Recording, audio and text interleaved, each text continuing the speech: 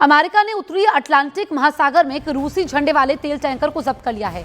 दावा किया गया है कि ये ऑयल टैंकर नाम बदलकर वेनेजुएला से तेल लेकर आ रहा था। इस पूरे ऑपरेशन को ब्रिटेन की जानकारी और मंजूरी के साथ अंजाम दिया गया।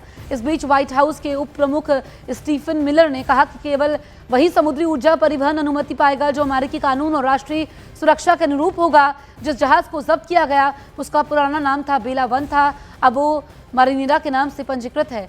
अमेरिकी यूरोपीय कमांड के अनुसार बुधवार को इस टैंकर को एक संघीय अदालत के वारंट के आधार पर अमेरिकी नियंत्रण में लिया गया। अदालत ने यह वारंट अमेरिकी प्रतिबंधों के उल्लंघन के आरोप में जारी किया था।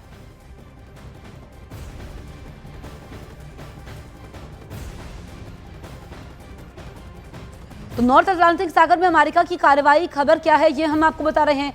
रूस ने अमेरिका पर कानून तोड़ने का आरोप लगाया है और रूस ने कहा कि अंतर्राष्ट्रीय नियमों का उल्लंघन हुआ है। किस तरीके से टेंशन बढ़ती हुई नजर आ रही है। अमेरिका सभी प्रतिबंधों को सख्ती से लागू करेगा, ये अमेरिका ने बयान दिया है। अमेरिका ने रूस का जहाज जब्त कर लिया है। वेनेजुएला यूएस को 50 मिलियन बैरल तेल देने पर राजी हुआ है। अमेरिका वेनेजुएला डील पर व्हाइट हाउस का बयान भी सामने आया है। फंसे हुए तेल अमेरिका को सौंपा जाएगा। रूस और आप देखिए, डील से अमेरिका और वेनेजुएला के लोगों को फायदा होगा।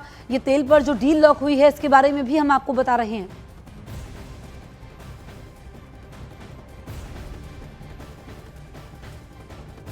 The second phase will be a phase that we call recovery, and that is ensuring that American, Western, and other companies have access to the Venezuelan market a way that's fair. Also, at the same time, begin to create the process of reconciliation nationally within Venezuela so that the opposition forces can be amnestied and released and from prisons or brought back to the country and begin to rebuild civil society. And then the third phase, of course, will be one of transition. Some of this will overlap.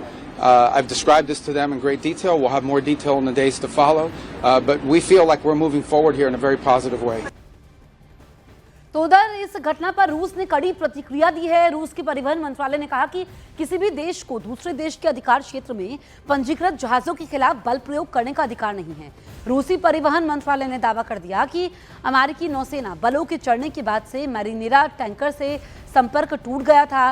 रूसी परिवहन मंत्रालय ने यह भी कहा कि अंतर्राष्ट्रीय कानून के अनुसार जहाज को 24 दिसंबर को रूसी ध्वज के साथ कानूनी अनुमति मिली थी।